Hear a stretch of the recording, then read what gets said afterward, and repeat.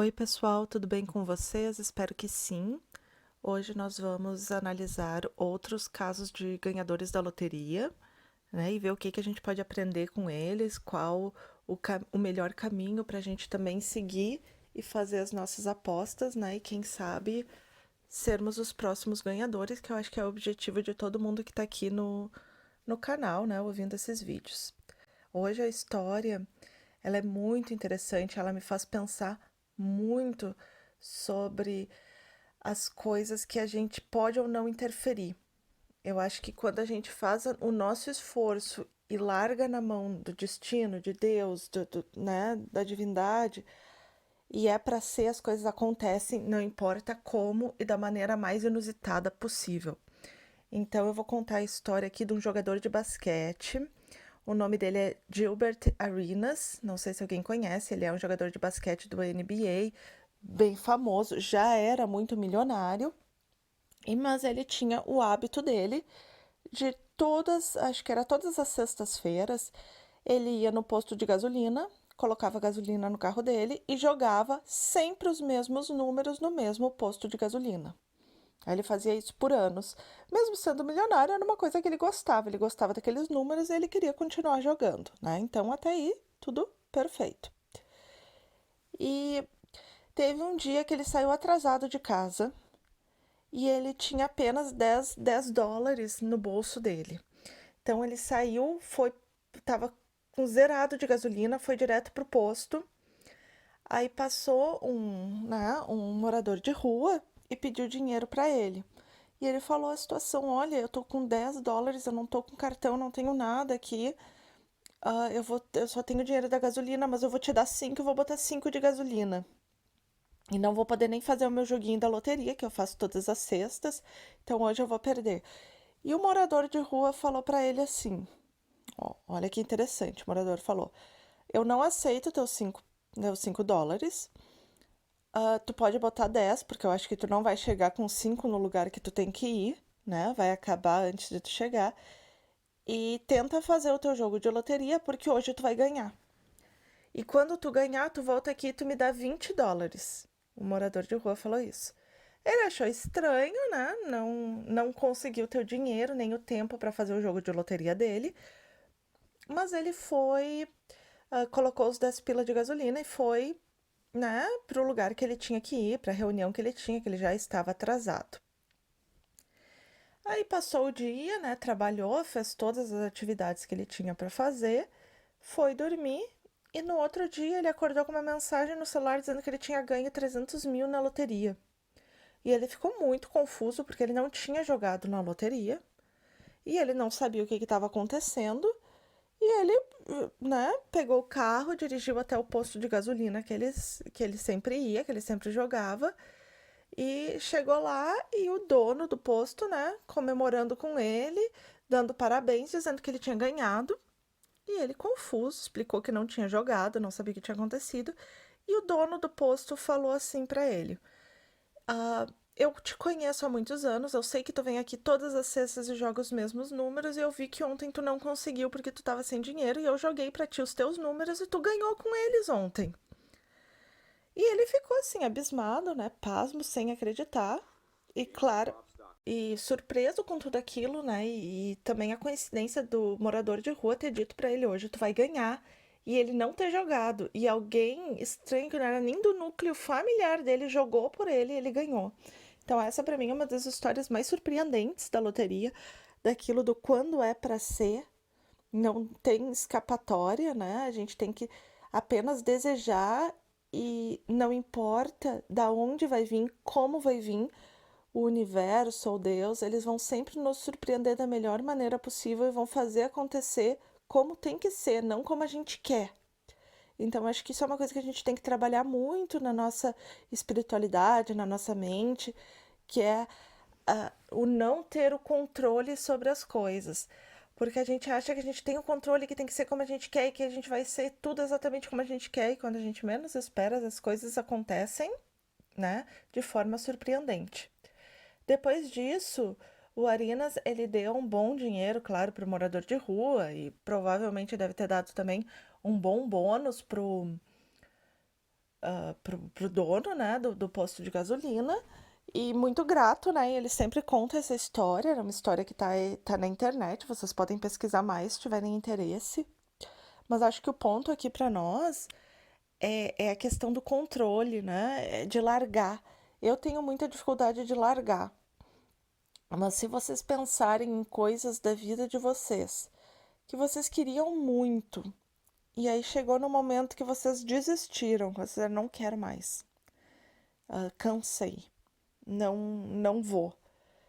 E aí, em seguida, as coisas acontecem, né? Não sei, se isso já aconteceu com vocês, mas comigo já aconteceu muitas vezes. Eu tenho um exemplo que eu vou contar da minha vida. Eu fiz uma prova para pós-graduação, né? Eu estava tentando ingressar no doutorado e tinha pouquíssimas bolsas de doutorado, né? E eu tentei e passei, mas eu não consegui a bolsa, né, integral, que era uma bolsa que dava dinheiro, que pagava, e eu só conseguia a outra bolsa que não pagava nada. E aí a secretária me ligou, perguntou se eu, né, parabéns, tu vai querer, não sei o quê. Eu falei, não, eu não vou querer, porque eu já tinha feito um mestrado trabalhando 40 horas por semana e estudando de noite, morando numa cidade, estudando em outra cidade e trabalhando em outra cidade. Eu vivia dentro de um trem, numa correria louca. Eu pensei, não, eu não vou fazer isso por mais 4 anos comigo. E aí eu disse não, e eu fiquei muito frustrada, porque eu queria muito, eu tinha botado muito esforço naquilo. Eu queria muito. Eu pensei, tá bom, agora eu não quero mais, eu vou focar em outras coisas. Eu literalmente desisti, eu tirei do meu coração aquilo. Eu pensei assim, não quero mais. Esse ano eu não tento mais nada, vou focar no meu trabalho, vou focar em outras coisas. E aí, 2 dias depois, ela me ligou e disse que teve uma desistência, que a bolsa era minha, se eu ia querer. Então, assim, as coisas acontecem às vezes quando a gente desiste. Eu acho que esse não é um desistir real, é um largar mão do controle. Sabe? Eu fiz tudo que eu podia, eu queria muito, eu fiz tudo certinho, não consegui. Larguei, o destino vai lá e te traz da forma que tu menos espera. E eu acho que esse caso da loteria traz muito sobre isso. E eu tenho muitas experiências, essa foi uma experiência da vida que eu larguei as coisas de mão e aconteceram. Agora, recentemente, minha mãe tinha também um processo na justiça que estava tão enrolado que a gente chegou num ponto assim, ó, as coisas estavam dando tão erradas, era sobre um imóvel. E aí ela pensou assim, vamos largar de mão, vamos esquecer que tem esse processo, assim, ó, não vai dar em nada. Um mês depois o processo fechou milagrosamente, ninguém sabe explicar como. O juiz mandou depositar o dinheiro, fechou tudo, deu tudo certo. Então, assim, quando a gente larga de mão, eu acho que tem uma coisa do, ok, agora eu acredito no destino, né? Mesmo que seja inconsciente. E esse não é um processo fácil largar de mão. A gente precisa perder um pouco a esperança para largar de mão. Então é um pouco confuso. Mas as coisas que eu quis muito e que eu acabei desistindo em algum ponto, ou dizendo assim, tá, eu não vou mais fazer esforço aqui, esse caminho tá fechado para mim, as coisas acabaram abrindo, de formas que eu não esperava, né? Então, eu acho que isso é muito importante para a gente pensar sobre o quanto a gente insiste desesperadamente em uma coisa e às vezes é a hora de largar, porque de repente o destino já tá assim, ó, eu sei que tu quer isso, eu vou te dar isso, mas tu para de insistir nesse caminho que vai vir pelo outro caminho, né? O caminho que tu não conhece ainda, que tu não espera. E aí, quando a gente relaxa, o destino consegue se mover e agir, né, da melhor forma possível para nós. Eu realmente acredito nisso porque eu tive muitas experiências pessoais na minha vida que me provaram isso. E também queria ouvir um pouco de vocês, se já aconteceu isso de querer muito uma coisa, largar de mão e a coisa acontecer.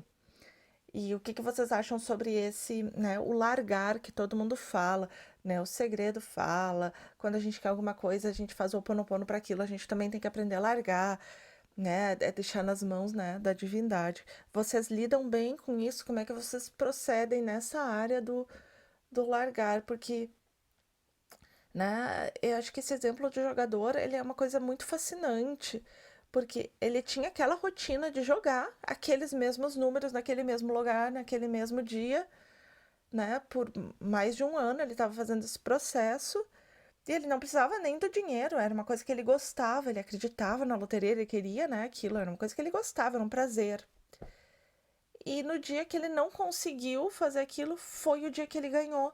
E ele teria não ganhado se o dono do posto fosse, né, se ele tivesse jogado sempre em outro posto, um posto diferente por toda semana, ou se ele tivesse feito alguma coisa diferente.